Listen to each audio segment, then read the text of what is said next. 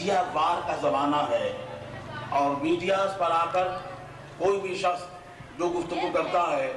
تو ظاہر ہے کہ سننے والا اپنے بیڈ روم میں لیٹے ہوئے آرام کرتے ہوئے اس گفتگو سن لیتا ہے اور شاید اسے وہ قبول بھی کر لیتا ہے۔ یہ اور بات ہے کہ اسے سمجھ میں آئے یا نہ آئے، لیکن مال قبول کرنے کا ایک عمل ہے، کر لیتا ہے۔ میرے دوستو، یاد رکھنا، ہم جن اکابرین کے ماننے والے ہیں وہ تو اپنی گفتگو کا آغاز ہی اللہ کی توحید سے کیا کرتے تھے۔ ان کی ابتدا ہی اللہ رب العالمین، اللہ سبحانہ و تعالی کی ذات و صفات کے حوالے سے، اللہ تبارک و تعالی کا تصور جو قرآن و حدیث نے دیا ہے اس کے حوالے سے وہ گفتگو کرتے تھے۔ بلکہ میں عرض کروں کہ ہم جن اکابرین کے ماننے والے ہیں وہی تو اصل وہ لوگ تھے جو سلوک کے راستے پہ چل کر اللہ کے قریب ہوئے ہیں۔ سلوک کے راہوں کو کس نے بیان کیا؟ اور یہ ممکن نہیں ہے کہ جب تک بندے پر توحید آشکارا نہ ہو جائے وہ راہ سلوک کا مسافر بن نہیں سکتا، وہ سلوک کے راستوں پر چل نہیں سکتا جب تک کہ اللہ تبارک و تعالیٰ کی توحید کے برکات اور ثمرات اس کے دل پر وارد نہ ہو جائے۔ تو عرض کر رہا تھا، ایک فرقہ ایسا پیدا ہوا اس زمانے میں آ کر، ایک طبقہ ایسا پیدا ہوا اس زمانے میں آ کر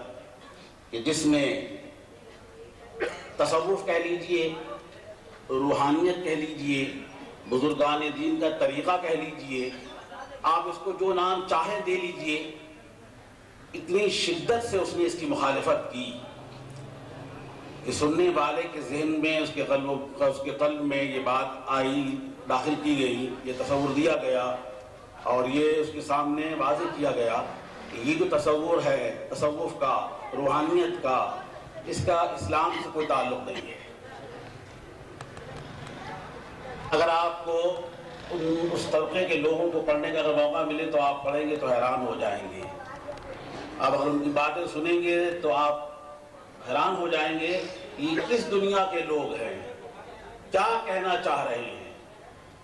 بہرحال یہ موضوع بہت طویل ہے، مختصراً عرض کر رہا ہوں کہ انہوں نے آ کر یہ تاثر دیا کہ یہ جو تصوف اور روحانیت ہے، اس سلسلے میں جو لوگ اس سلسلے سے وابستہ ہیں، جو لوگ اس کو مانتے ہیں، ان کے یہاں دین کا کوئی ایسا تصور موجود ہے جو رسول اللہ صلی اللہ علیہ وسلم کے دیے ہوئے دین سے بالکل جدا ہے، اس کے مقابل ہے، اس کے متوازی ہے۔ پھر وہ اجزاء گناتے ہیں چونکہ دین کے بنیادی تصور کی ابتدا اللہ رب العالمین، اللہ سبحانہ و تعالیٰ کی وحدانیت اور توحید پر ایمان لانے سے اس کی ابتدا ہوتی ہے۔ لہذا تصور توحید، تصور رسالت، تصور آخرت اور اس طرح تمام موضوعات کے حوالے سے وہ یہ تاثر دیتے ہیں اپنی گفتگو میں کہ یہ جو صوفیہ ہیں، یہ جو صوفیہ کے ماننے والے ہیں، یہ جو تصوف کے ماننے والے ہیں، ان کی یہاں یہ سارے تصورات اس طور پر ہیں جو گویا کہ رسول اللہ صلی اللہ علیہ وسلم کے دیے ہوئے دین کے متوازی اور اس کے مقابل ہیں، اور خاص طور پر تصور توحید کے حوالے سے۔ اور اس حوالے سے بیان کیا کہ اس پر اتنی گفتگو ہے، اتنا مواد ہمارے بزرگان دین لکھ کر گئے ہیں۔ بدقسمتی ہماری ہے کہ ہم نے اسے پڑھنا چھوڑ دیا، ہم نے اس پر گفتگو کرنی ترک کر دی، ہم نے اس کی معرفت حاصل نہ کی۔ آج ہم اتنے بے بہرا ہو گئے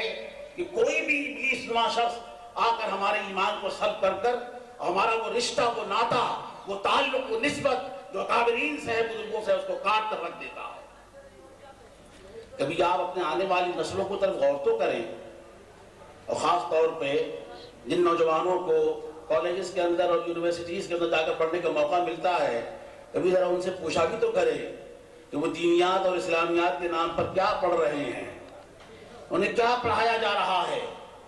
ان کے یہاں کس طرح کے موضوعات پر لیکچرز ہو رہے ہیں۔ پھر آپ کو اندازہ ہوگا کہ آپ کی آنے والی نسل کہاں جا رہی ہے، اتنی دور چلی گئی۔ اور ظاہر ہے کہ جب اغیار کے ہاتھوں وہ شکست کھا جائیں گے، ان کے ہاتھوں پہ چڑھ جائیں گے، ان کے اس باتیں اور مردود نظریات کے شکار ہو جائیں گے، تو اس کے بعد انہیں سمجھانا بڑا مشکل ہوگا۔ बड़ा